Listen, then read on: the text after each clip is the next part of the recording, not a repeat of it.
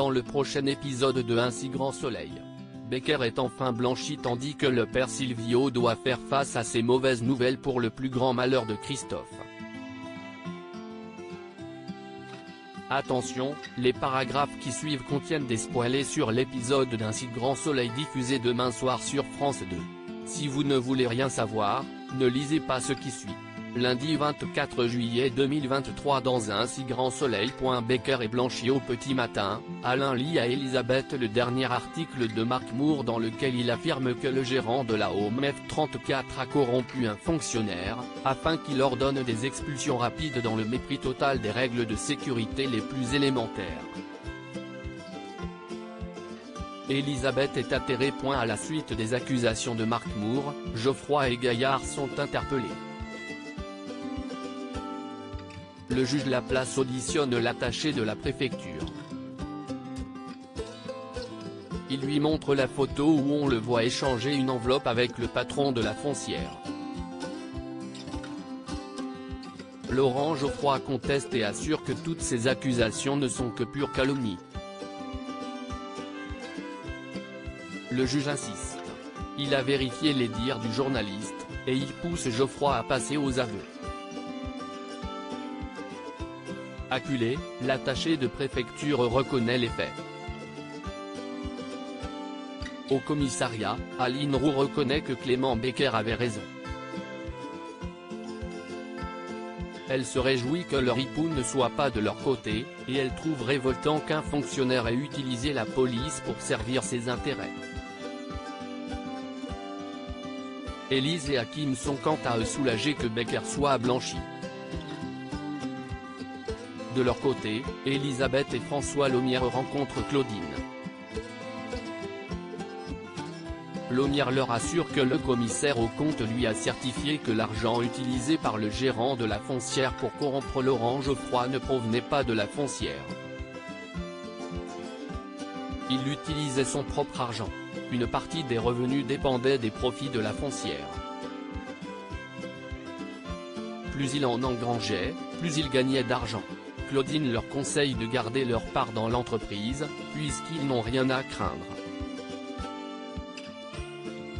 Elisabeth et Laumière décident de suivre ses conseils. Non loin de là, Jeannette et Clément reçoivent Sabine et Enzo pour l'apéritif. Ils trinquent au retour à la vie active du commissaire Becker. Si ce dernier est content, il n'oublie pas qu'un homme est mort lors de cette opération. L'état de santé inquiétant du père Silvio à l'hôpital, Jennifer est en retard. Elle avait oublié de faire la toilette d'un patient un peu plus tôt dans la matinée, mais elle a réparé son erreur. Elle met Yasmine dans la confidence, et souligne que Laurine n'était, par chance, pas encore arrivée. La fille de François Laumière surprend leur conversation, mais elle se montre sympathique envers la jeune femme. À ses yeux, le plus important est que l'oubli ait été réparé.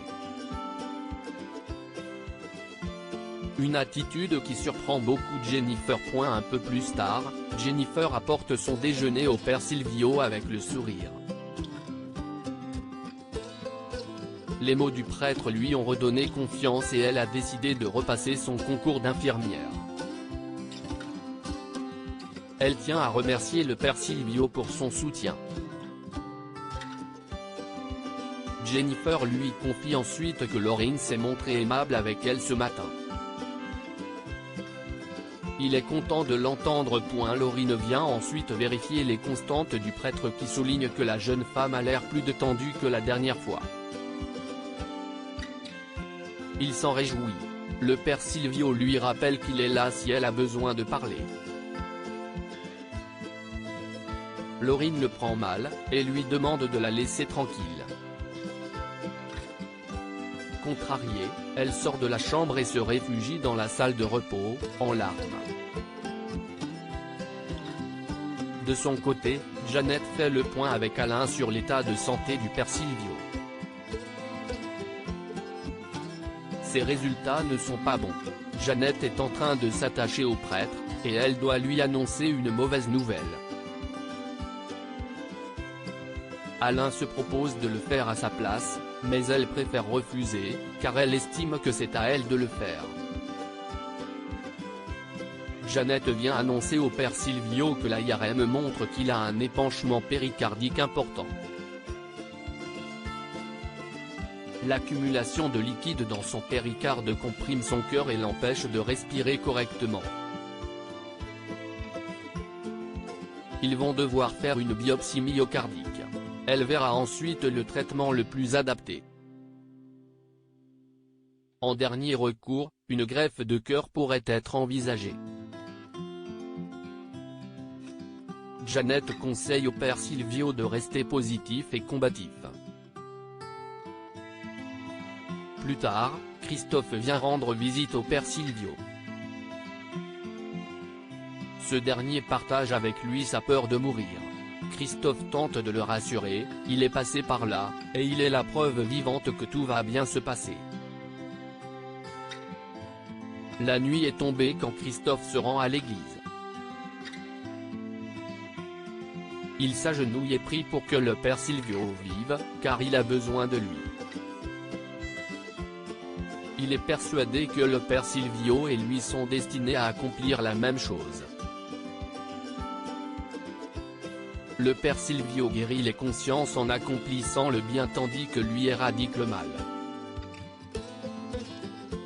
Chacun d'entre eux est la moitié d'un tout. Christophe supplie le Seigneur de ne pas les séparer.